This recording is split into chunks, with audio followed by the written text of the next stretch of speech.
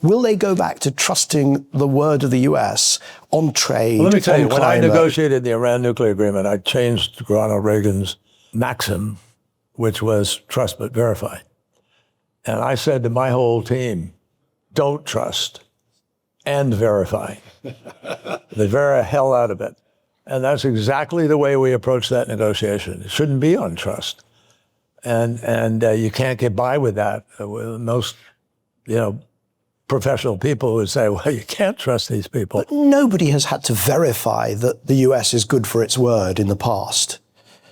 What you're saying now is that we in the UK, other Europeans, Canadians, and so on, shouldn't trust the US. I didn't say that. I said it's fairly obvious globally that people don't have trust in President Trump.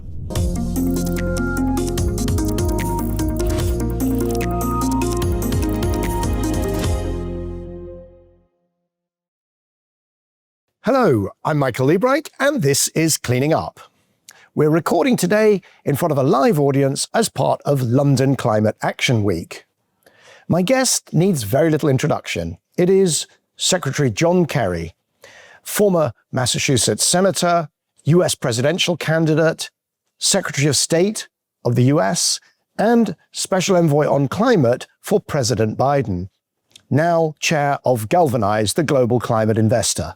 So, please welcome Secretary Kerry to Cleaning Up.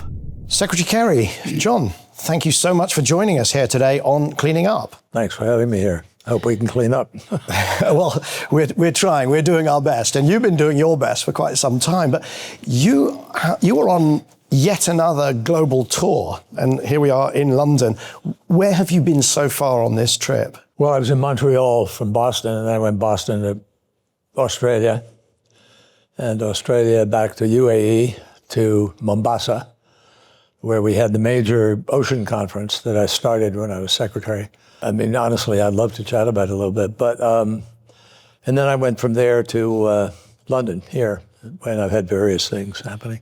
So I was trying to track your movements, and I will. Well, if you succeeded, I'd be really... Not in a stalking kind of way, and not sort of tracking the flights you're on, but I had not picked up all of those. So I did pick up that you were in Montreal. That was around finance, and then Mombasa was oceans, Our Ocean. You can give it a plug, the Our Ocean conference, which I did pick up on, but I missed a few of the other stops. One of the things, the timing today in the UK, by the time this comes out, it will already be old news because Keir Starmer has set a timetable to resign. But the topical story I'd love to dive in on, if we could, to get started, is Iran and the negotiations that are currently underway. And the reason I want to start with that is that you led the negotiations from the US perspective on the POA, the Plan of Action, which ultimately led to the JCPOA, which was the Joint Comprehensive Plan of Action, which was the deal which was supposed to rein in Iran, and that President Trump then tore up. It did rein in. Could you talk us through how long did that process take? Because we've got, I think, 57 more days before there's supposed to be a deal, a final deal.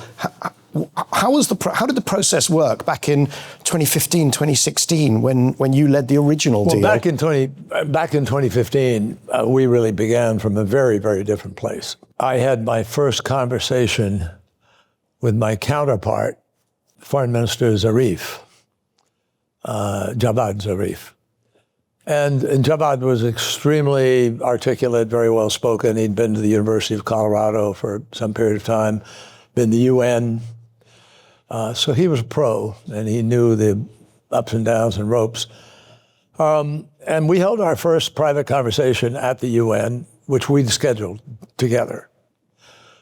First time an American Secretary of State had talked face-to-face with an Iranian foreign minister since, 1979. So we just were determined. President Obama obviously designated and gave me the power to go do this and said, we've got to change this dynamic. It's dangerous for the world. And there's some tough bridges to cross. So I became deeply involved in this. I was already extremely involved in the Middle East peace process. We got the Palestinians to agree to come back to the table. We had Bibi Netanyahu agreed to be serious and actually step up. And if we had the right equation security-wise for Israel, he said, I'm prepared to support two states. It's very obvious from today and the last couple of years, he's not only not prepared to support two states, has been very public and very clear, as has every single member of his cabinet, that there will never be a Palestinian state, which is why you're seeing such an uptick in the number of settlers, which Minister Ben-Gvir is sort of moving into the West Bank to change the facts on the ground. So this is very, very dangerous for the long run, exceedingly dangerous. And now, as of the last 24 hours, it's even more a question mark about danger, because apparently President Trump thinks it's okay for them to have missiles and sort of put that on the table. I mean, I would think that would be something you'd negotiate, but he just threw it out there. And he has made it very clear that they intend to try to deal with Iran as a major player in the region, which must give the willies to a number of other countries, and it doesn't end Lebanon. So it's really, it's I guess the best word I could find is not particularly professional. But going back to the plan of action, which was the first thing that was signed, and then it took 20 months of negotiation to get to the JCPOA. Correct. And what are the Iranians like to negotiate with? They're very serious people, and they have an enormous sense of nation and nationhood. I think among all the peoples I've dealt with in the world, and there have been many, I've never met a group of people as prideful and as sort of proud and steeped in the history of their country and in their accomplishments, like inventing algebra, perfecting chess. I mean, these are people who for years have done a lot of things. And if you look at Persia and the Persian Empire and Persepolis and so forth, and you really understand the Iranians, then you know how difficult a negotiation can be. The current administration has no feel for that. I am told from reasonable sources that the deal that Iran offered prior to the president on a Saturday in January deciding to drop bombs was pretty good. And I don't know that for a fact. I can't vouch for it. But I've heard it from people who are pretty clear about what the benefits were, and it sounded to me like they'd made some progress. That was thrown out. And has never been put to the test. Now the dynamics are changing very rapidly. But look, I was approached by an Omani businessman very close to the Sultan of Oman. And he said to me, the Sultan is very interested in peace, very interested in changing the dynamic. He believes, as I do, that you and President Obama present an opportunity to have a serious approach and try to do something. And I'm here to tell you, I believe there is an opportunity for you to be able to negotiate and get something going. So we didn't just stand up and announce, okay, we're going to do that. We put it to the test. We had a number of different tests to that effect. And I actually became very good friends with Sultan Qaboos, who was quite sick, sadly, at that period of time. He had cancer, was being treated in Germany quite regularly. And I was the only foreign diplomat to go to Germany and visit with him in Germany, in Garmisch.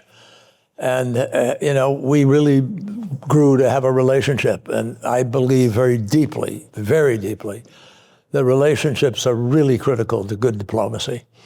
And you can't just blow in and blow out and not know people. And if you don't treat people with mutual respect, even though you may disagree so intensely with what they're doing violently, you really won't get anywhere if all you do is create a shouting match and accusatory back and forth and so forth. So we worked. That's what we did for a year and a half. We sort of tested the waters. Are they serious? I mean, the last thing you want to do, I wanted to do, was propose to President Obama, you go do this, and then he has egg on his face because they weren't ready, or they stand up and say, screw you, you guys lie. And all of a sudden you have a huge diplomatic deficit. So we worked hard to avoid that kind of play. And I ultimately was able to persuade the Sultan, who knew the Ayatollah. I asked him if he would go to Iran and vouch for President Obama and me, and for the fact that we were serious about trying to make peace and move forward to a new dynamic. And he did. He upped and traveled, sick as he was, to Iran. They had a state visit. They put together a state visit as the cover for why he was there. And, we started the work, which created. So the initial plan was to have a framework sufficient to believe that was a reason to go and negotiate at length. And we did get a sense of, well, this is the way this thing could work. And then when I was appointed Secretary of State, I immediately talked to the president about it, and we agreed that I should, continue and pick it up. So that was about 2 years already behind us, secret. And we pissed off a few people because it was secret, no doubt, but it wouldn't have worked if it hadn't been tested that way. And then we began the negotiations of the JCPOA, which took weeks, months. I personally went to meeting after meeting with Javad Zarif, and we worked and tried to find difficulties and even them out. So honestly, I'm proud of it. I think it was the best of diplomacy, frankly. And in the end, we got an agreement where Iran destroyed, of their own volition, and identified 15,000, 20,000 centrifuges. All their modern centrifuges were destroyed. They were allowed to keep 5,000 or so of the older generation. We put cement in the calandria of an about to be commissioned plutonium reactor at the Arak reactor, and that destroyed it for any potential use down in the future, and we took all of the enriched material that we were going to destroy. We got 130 foreign inspectors into the country who would inspect on a daily basis what their level of enrichment was, what it wasn't. We had cradle-to-grave uranium tracking with television cameras, every ounce of uranium taken out, put into a centrifuge, taken out in yellow cake and down the food chain to waste, we tracked. And in the end, we took it out of the country. We had a 20-year window there where we were going to just not allow them any enriched material. So we took, the bottom line is, folks, I'm not going to go through every detail of it, but we took a nuclear weapon off the table. And when President Trump today runs around and says they can't have a nuclear weapon, we're not going to, everybody knows that. And they knew it because the Ayatollah actually issued a fatwa, which has meaning, that they were never going to develop a nuclear weapon. And in fact, he resisted the IRGC, who wanted a weapon. So there were people, certainly Israel had reason to be concerned because the IRGC is the most militant entity around, radical with respect to Israel. And so, and then people would say, well, why, you left the missiles in, or you did this or that. Yeah, we did, purposefully. Because we knew that if we began a negotiation on the missiles and on Hezbollah and on Houthis and everything, we'd be there forever, and they would have a breakout time on a nuclear weapon that was unacceptable. So we took the breakout time of a nuclear weapon from about, it was at 2 weeks or so, to more than a year. And more than a year that if we discovered, if we thought that they were doing something nefarious in a building somewhere in Tehran or somewhere at Isfahan or somewhere, we had the right to say, we want to go to that facility, we get to inspect it, and if we're not satisfied, the sanctions snap back. So I personally think that President Trump has been irresponsible and just personal in the way in which he has attacked this from day one, saying it's the worst deal in history, allows them, it's a pathway to a nuclear weapon. No, Mr. President, not a pathway to a nuclear weapon at all. And you know who agreed with that? Israeli security, Israeli intelligence. China, Russia, France, Germany, Britain, the United States, all agreed The deal was working. Don't get out of it. And President Trump just lied about it and pulled out and got out. So, it's like the Paris Agreement. He just lied about it and he pulled out of the Paris Agreement. What he didn't bargain on is the fact that the Paris Agreement, 37 states in the United States live under renewable portfolio laws. I mean, you're familiar with this from your work. And the mayors, we had over 1,000 mayors who joined in saying, we're not going to, we're going to do what we need to do in our cities to protect ourselves and so forth. So in the end, Donald Trump pulled out of Paris, but the American people stayed in. We don't have quite that kind of freedom to operate with respect to Iran because it's international affairs. It's, more particularized. So bottom line, folks, we went to war. President Trump went to war. We didn't. President Trump went to war on his own in the most ill-advised way, without any clarity as to what the goals were going to be. They changed by the day in the early days of the bombing. You got to have unconditional surrender. Well, anybody who knows the Iranians give up on that before you begin. Then you were going to have the people were going to rise up and take the streets. Well, I mean, when that moment might have been that could have happened, he didn't do anything in the months ahead of time. And then when it happened, they were terrified because a whole bunch of their families and people had been murdered in the streets. And they did successfully shut down what was happening there. It does feel at this point like the best outcome, ultimately, after all of this, will be almost identical to the JCPOA, because we know that the Iranians are prepared to put that on the table. They've done that before. Right. But that is, in a sense, that's the ceiling of accomplishment, it feels like. And then on top of that, there's going to be, you were accused of putting pallets of cash into an aeroplane and sending it to Iran. Now we're talking about $300 billion. $300 billion. Of $300 investment. billion they want to give. And we had 1.7 billion. He has 300 billion. The 1.7 billion that we had that we returned to them was their money. Yeah. They had that money because they went to court in 1979 or whenever, prior to 1979, with the Shah. The Shah had purchased a bunch of weapons. But because of the events in Tehran and in Iran itself, those weapons were never received. So they went to court, and they won. And they won the appeal. And we were paying interest every single day. So what we thought was, rather than have the American taxpayer paying ongoing forever interest, let's pull the Band-Aid off, rip it off, and pay what we have to. These guys are now talking about rebuilding Iran and helping it rebuild. So they're talking about $300 billion of what's equivalent to many Marshall Plans over.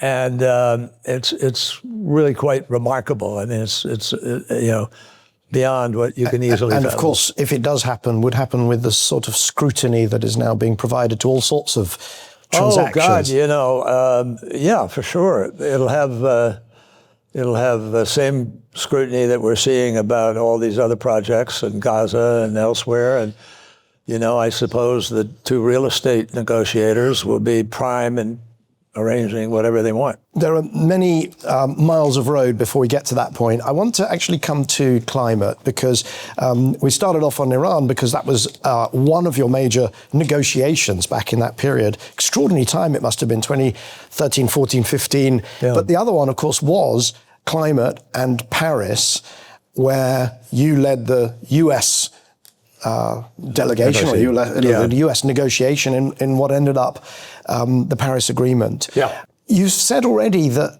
negotiations, you don't just bungee in, do the negotiation and fly out. You unlocked the Paris Agreement with the US-China Pact. And we've had lots of participants. I've had Todd Stern on the show. By the way, I've had Ernie Moniz, who was involved in both the Paris negotiation and the Iran. I brought Ernie in because I knew I was not a nuclear physicist.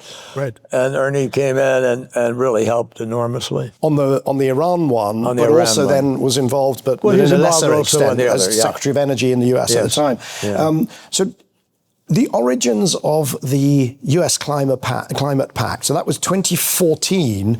This really shocked. I mean, this was really a surprise. I remember suddenly there was a pact that President Obama and President Xi announced their contribution to Paris simultaneously in Beijing. Nobody was expecting that. How did you pull that off? But it didn't come out of nowhere. I was privileged to serve as the chairman of the Foreign Relations Committee for a number of years. And I was on the Foreign Relations Committee the entire 28 years I was in the Senate. So I knew a lot of these people. Again, relationships. It came down to relationships. Within weeks, literally, maybe 3 weeks, 4 weeks, might have been a little more. Don't hold me to 3 weeks. I decided to go to China and see President Xi because I'd been to these COPs. I started this journey in 1988 when Jim Hansen first testified to us in the Congress. And we all knew that what was happening. So we went down to Rio, Al Gore, myself, Tim Wirth, Frank Lautenberg, a group of senators like-minded, and Republicans. Yeah, we had John Warner from Virginia and other, Mac Mathias from Maryland. And we all went down there, and George H.W. Bush came down and signed an agreement, a voluntary agreement for what we had to do to respond to the threat of climate change. And so I knew by experience, I watched everything fall apart in Copenhagen when President Obama went there and Secretary Clinton, and I was chairman of the Foreign Relations Committee, and Copenhagen fell apart. I mean, President Obama was literally chasing President Xi through the halls of the building to meet with him and sit down and talk, and never succeeded in really having a... 2009, that was a few days after I had sold New Energy Finance to Mike Bloomberg. And of course, that was where we first met, was at those summits with then, and it was just shortly after he'd left as the mayor of New York. Back at the And he became deeply involved, obviously, in the climate issue.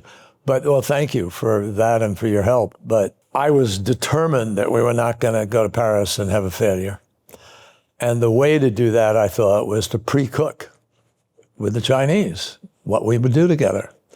So I asked President Obama, you game, you want to do this? And I went to China, I sat down with President Xi, persuaded him, let's both work together to announce to the world what each of us will do in order to reduce emissions. And he agreed. So we worked for a year. This was 2014 into 2015. And we worked for the year on what those levels would be. And, you had Todd Stern on. Todd did some of the negotiating and so forth. And we arrived at an agreement on what our targets ought to be, understanding that they were going to be different because the language of Paris allowed common but differentiated approaches. That was the trademark, famous term, drive you crazy term. Common but differentiated. And so in Paris, in fact, we had a very dramatic moment. I was woken up at 3 a.m. in my bed in Paris by the people who were there negotiating the nitty-gritty of some of that. And they called me to say, this thing's getting out of hand. People are starting to freak out on the common differentiated.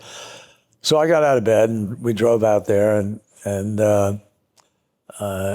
I went into this huge room, bigger than this, with a big rectangular table and everybody sitting around. They were all stalled. And, we can't do this because it's not common and differentiated. So I came and found my voice, so to speak. And I said to them, what are you talking about? What are you talking about, common differentiated? You don't think it's enough. I said, no one here is being told what you have to do. This is why, and in my mind, this is one of the great deficits of Paris. It's why I pushed to go on into Dubai ultimately, because Dubai has a much stronger mandate than Paris does, by the way. But in Paris, we got everybody to agree. And I said, this is a monument to common but differentiated, because every country will write its own plan, and I have no ability to change that or make it stronger or whatever. So when I came in as secretary, one of the first things I did was said, we're going to go out, and I continued as President Biden's envoy, was to go to people and persuade them that you need to up your your commitment. We should probably explain for the audience, because I think we've both lived common but differentiated. I mean, the reason this is an iconic phrase in climate world, in climate diplomacy, because common says that all countries have to be involved, and it is very much lent on by the developed world, by the richer countries, to say, listen, don't expect us to do everything because it's common, but differentiated is what the global south, the developing countries use to say, yeah, but differentiated means you guys have to do more. So that the advanced countries have to do more. And it's embedded throughout all of the texts of everything, all the way going back to 1992 and throughout Kyoto and so on. So it is Kyoto was a failed experiment. Kyoto, I mean, you may have seen the play here when it was on, but it very accurately portrayed really tough negotiation. And I remember I was there, Al Gore came in as vice president, we had Stu Eisenstadt there, and we really went at this, but the other countries, the less developed countries, the third world, global south decided we're not going along. So it wasn't common. The common was not respected because China got a free pass. And so with the best will in the world. Well, we ended that. In Paris, we ended that. And not only ended it in Paris, but we went to Glasgow and we got a commitment from all these countries to up their commitments. That was the main centerpiece of what happened in Glasgow. And then we went to Sharm el-Sheikh, where regrettably, obviously, I got COVID in Sharm el-Sheikh, and I wasn't even able to be in the room for the final piece. We didn't get a lot out of it, to be honest with you. And that's when we went to Dubai, and everybody was shocked that Sultan Al Jaber was appointed to be the president of the COP, because of course he was the head of ADNOC, the oil and gas company, and this was an oil and gas country. And people were criticizing me and others for being supportive of it. And I said, guys, if you don't talk to other people and you don't bring them to the table, we're never going to get where we need to go. In the end, Sultan and Mohammed bin Zayed, who really stood by him and us, we brought 52 oil and gas companies to Dubai. And they signed on to the mandate of we must transition away from fossil fuel so as to achieve net zero by 2050, according to the science, accelerating in this decade. And that is the mission statement. That's a powerful mission statement. It's just that people aren't doing it. So, I know Sultan Al Jaber as the founder of Masdar. Yes. And I worked with him closely as that was built, and then what was then the Zayed Future Energy Prize, now the Zayed Sustainability Prize. So to me, there was no question that he could wear both hats, representing the economic interests, the current ones, and also the future. Of activists. Cleaning Up is proud to be supported by its leadership circle. The members are Actis, Alcazar Energy, Arup, Copenhagen Infrastructure Partners, Signum Capital, Davidson Kempner, Ecopragma Capital, EDP, Euroelectric, the Gilardini Foundation, KKR, Mitsubishi Heavy Industries, National Grid, Octopus Energy, Quadrature Climate Foundation, Schneider Electric, SDCL, and Wärtsilä. For more information on the Leadership Circle, please visit cleaningup.live. To keep up with all that's going on in the Cleaning Up universe, make sure you subscribe to our newsletter. Written and edited by my longtime New Energy Finance and Bloomberg NEF colleague, Angus McCrone, it comes out every second Monday. Angus provides the latest on the episodes we're recording, the events we're hosting, stories we're watching, and what Bryony Worthington and I are up to. To sign up for the Cleaning Up newsletter, visit cleaningup.live. In amongst all of those times, you were also, particularly between your time as Secretary of State and then your time as climate envoy to under President Obama, under Biden, sorry, Secretary of State under Obama, climate envoy under President Biden, you had to rebuild the trust in the US. How did you go about that, and what will that task look like if and when there is a post-Trump period? Well, I think I mean, I was chairman of the Senate Foreign Relations Committee, which is not a bad perch, and from which you get to know a lot of people and they get to know you. I'd run for president of the United States, came within one state of winning. And I think a lot of people around the world, I still to this day, they say, you know, I voted for, I supported you. What a difference it would have made. And I think that, so I had some credibility and I had friendships with some of these folks. So when I went early to Brussels, sat down with everybody. And basically I just said, look, I'm really sorry for what has happened, but I'm not here, you know, I'm here to build the future, not apologize for the past, but we need to move on. And people were terrific. I mean, they couldn't have been more welcoming. And it doesn't mean they're going to give you everything. It doesn't mean they believe everything you say immediately.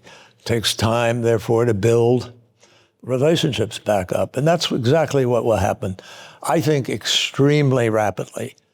I'm not going to get too personal here, but I'll tell you, within an hour of the new president, providing it's, you know, a Democrat, et cetera, all those gaudy gold plaques on that walkway will be taken down. Names will be gone from anything, and we will restart, believe me. And I think the country will welcome a breath of fresh air in which things calm down. We act soberly and intelligently about real challenges that we face. And I think when you go to people who may be angry at you for something you said or did or voted for or whatever, but you're respectful and you move on to a common understanding of the importance of winning the day for everyone, people will join up. I do not see a massive long-term difference. Now, that depends on our having legitimate bona fide elections, and it depends on sort of the flavor, if you will, of the post-election playing field. But what do you say to a Canada, a Europe, a Denmark, China, the other countries that, as you know, you'll be in negotiations with, and you'll be making commitments to? Why should they? Will they go back to trusting the word of the U.S. on trade? Well, let me tell you, when I negotiated the Iran nuclear agreement, I changed Ronald Reagan's maxim, which was trust but verify.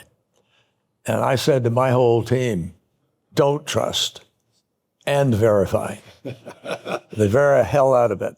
And that's exactly the way we approach that negotiation. It shouldn't be on trust. And you can't get by with that. Most, professional people would say, well, you can't trust these people. But nobody has had to verify that the US is good for its word in the past. What you're saying now is that we in the UK, other Europeans, Canadians, and so on, shouldn't trust the US. I didn't say that. I said it's fairly obvious globally that people don't have trust in President Trump. How can you trust a point of view that's tweeted out at 3 a.m. and by 7 a.m. it's totally different, and by noon it's still different? I think we've gone through the most extraordinary period of distortion and lying. But you're also saying, but you are in a way saying it will end with him, because you could have the most reliable administration after him. What's to say that it won't go back to somebody else who will behave and break norms in the same way? I think that's the question. I think, I have to be careful here a little bit, but like in the future, I think people are going to make a fundamental judgment about whether their candidate is crazy or not. And, we'll move on. One of the things that has happened during this period is a reset in the center of mass between the US and China. So, I speak for myself here, that for me, it was always a knee-jerk reaction to trust the US, align with the US. It's a special relationship. And to be distrustful of China, dictatorial regimes, authoritarians, whatever you want to call them. And we've now got a situation, particularly in the energy space, where you've got the US, which is doing its petrostate thing and trying to force LNG on countries. You have China that has a huge lead on all of the clean technologies that I think, and that I suspect you think, are the future. we are being forced to be closer to China. And I think the question that I would pose is, first of all, two questions. Do you agree with that characterization of the kind of petrostate versus the future electrostate, and that we're being forced to be closer? And if so, how do we manage that risk as a world that we're essentially normalizing or having a rapprochement with some regimes we really don't want to? I am a huge believer in the capacity of good diplomacy to change dynamics as they appear. Because I'm not a huge believer because it's nice to believe it. I've done it. I've seen it. I know what happens. I mean, Lavrov and I made a comment right here in London. I was here, I think I was meeting with Boris Johnson. And at the end of the thing, CBS News asked me, is there any way that Assad can avoid being bombed? And I said, yes, he can get the chemical weapons out of Syria. And within an hour, I was on the plane, I was leaving and fly back to the States. Lavrov was on the phone to me and he said, listen, the President Putin heard what you were saying. He wants me to get together with you and talk and see how we can follow up on what you said. And so I reported back to President Obama, flew back 2 days later or something, went to Switzerland. We met in Geneva for 3 days and we came to an agreement that we were going to take all the chemical weapons out of Syria. And we, together, decided that we would get the OPCW, the Organization for the Prevention of Chemical Weapons, to be the entity that actually moved them out, or was responsible for the oversight of moving it out. And we announced that together in Geneva and began the work of doing it. And guess what? The OPCW won the Nobel Peace Prize that year for getting the weapons out of Syria. And if we had not done what we did, think of what would have happened when ISIS was sweeping down through Syria, taking over town after town. You'd have had chemical weapon potential in the subways of London, Paris, whatever. It'd be a very different world. So we did things with Russia. I got President Putin to agree. He helped on the Iran nuclear agreement, by the way. Lavrov was in the room with me when I cut the deal with Zarif. Okay, So, and why? Because we were sober, serious, respectful, talked about differences that we had about things, but we worked to try to make things happen for each of us that were of interest to us in terms of global diplomacy. And none of it, we never had to say yes to anything. People would say to me, why are you talking to those guys? I'm talking to them because they're one of the most powerful entities on the planet, because we need them in order to not have a veto at the UN, and because, by the way, they're critical to having support for whatever it is. The largest marine protected area in the world, Ross Sea. Putin had a hold on that for 10 years, no progress. And in my conversations with him, we finally got him to open up and do it. And we now have this protected area. So I think, China, we have to talk to China. It is absurd to sit around and think you're going to play the politics of containment. Not able to do, and particularly not with some of the players that we have today. So the answer is we're not, we should be talking to China right now in a very serious way about AI and how you are going to, what are the guardrails going to be? What are the rules of the road going to be? How do we make sure this is used for the benefit of humanity and not in some, really dangerous and weaponized way by other countries. And, I remember in the 1950s and 60s, I'm older than you might think, or maybe you don't, but, I was a kid who roamed the streets of Berlin in the aftermath of World War II. I saw Hitler's bunker this far away when I was biking, down by the Kurfürstendamm and through there. So I've had a long time sense of what happens in wars when things go wrong, and wars are the failure of diplomacy. So I believe you got to exhaust the diplomacy. When I protested against the war I fought in, Vietnam, I said, The duty of a president is to make sure you exhaust every possibility before you ask young people to go fight and die somewhere. Clearly, President Trump didn't do that just recently with respect to, Iran. So I don't think it's that hard if you approach these things with seriousness of purpose, with respect, and with the openness that they can get a sense that you might treat them fairly and reasonably. And I acknowledge that. I don't want to move on too fast without acknowledging that. You've described your style as a diplomat, and you've had great successes.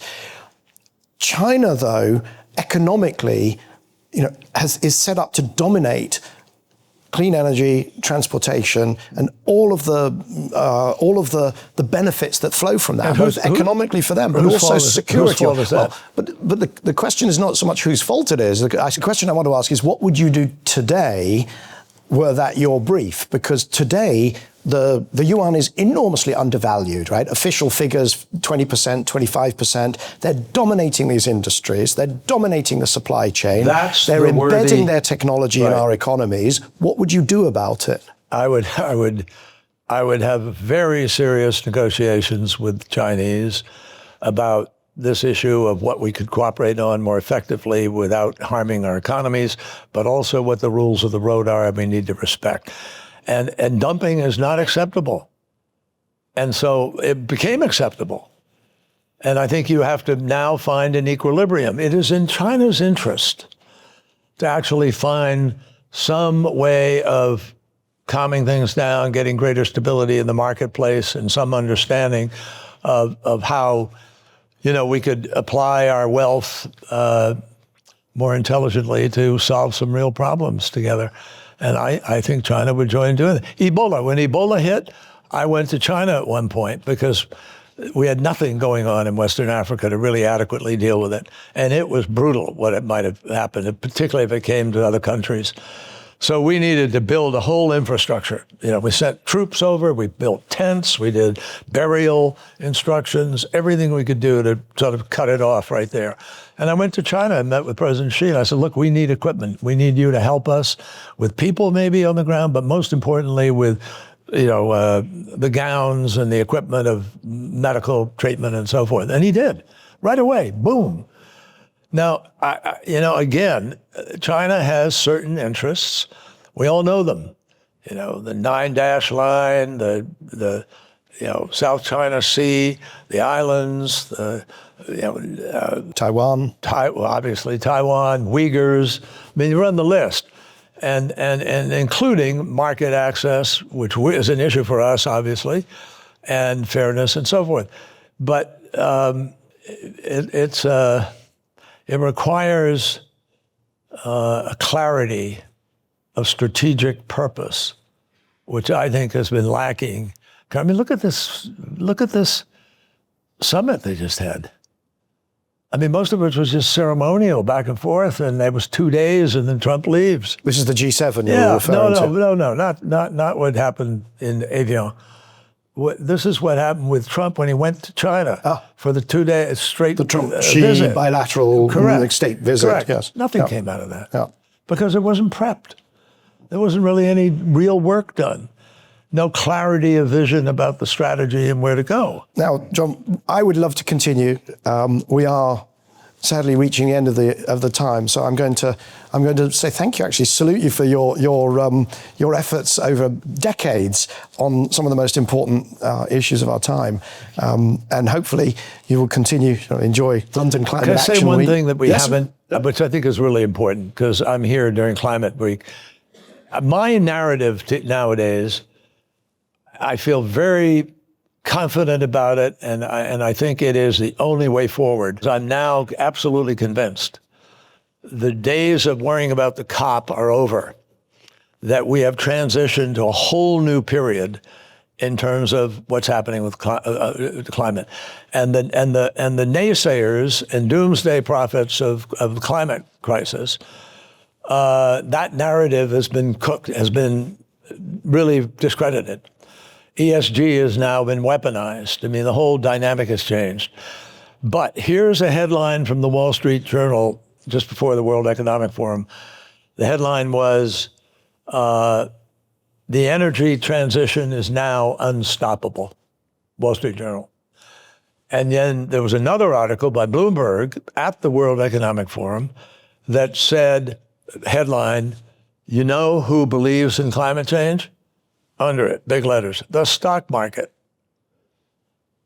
Go figure, folks. That is where we are today. CEOs all around the world are transitioning into new technologies, into new energy sources, new ways of meeting the energy demand of the world. And, you know, that's the greatest priority we have right now, is moving rapidly to deal with the new energy economy that is being built. These things are going to happen absolutely across the board here. This transit, the only issue from a climate point of view is, will this happen fast enough to avoid the worst consequences? I'm smiling because this has been my script for 23 years since I started New Energy Finance. It is inevitable. It is coming. It will require trillions of dollars of investment. And the only question is how fast it'll happen. Well, last year, for the first time in human history, $2.2 trillion went into renewable investment, vice $1 trillion into fossil fuel.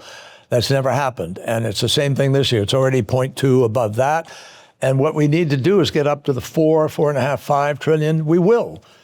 And I see this, you know, I think it's very clear that the marketplace now has its own momentum, its own power, and it is moving very rapidly in this direction. And on that message, we are going to have to draw this to a close because I've been told that I need to make sure that you're on the road. So I really thank you for the time that you spent with us here pleasure. today. Great to be with you. Secretary Kerry. So that was Secretary Kerry, John Kerry, former Secretary of State for the US, now co-chair of Galvanize. As always, we'll put links in the show notes to resources that we mentioned during our conversation. I'd like to thank, in particular, Secretary Kerry's team, who are so helpful in setting this up, as well as Oscar Boyd, our producer, Jamie Oliver, our video editor, Kendall Smith, head of operations, and Joe Jagger, the team behind the scenes at Cleaning Up, the Leadership Circle, without whom none of this would be possible, our live audience, as well as, of course, you, the virtual audience, for spending some time with us here today. Please make sure that you have subscribed to our newsletter, which you can find at cleaningup.live. That's cleaningup.live, to make sure that you don't miss any episodes of Cleaning Up. And please join us at this time next week for another episode of Cleaning Up. Cleaning Up is proud to be supported by its Leadership Circle. The members are Actis, Alcazar Energy, Arup, Copenhagen Infrastructure Partners, Signum Capital, Davidson Kempner, Ecopragma Capital, EDP, Euroelectric, the Gilardini Foundation, KKR, Mitsubishi Heavy Industries, National Grid, Octopus Energy, Quadrature Climate Foundation, Schneider Electric, SDCL, and Wärtsilä. For more information on the Leadership Circle, please visit cleaningup.live. If you're enjoying this episode, please hit like, leave a comment, and also recommend it to friends, family, colleagues, and absolutely everyone. To browse our archive of around 250 past episodes and to subscribe to our free newsletter, visit cleaningup.live.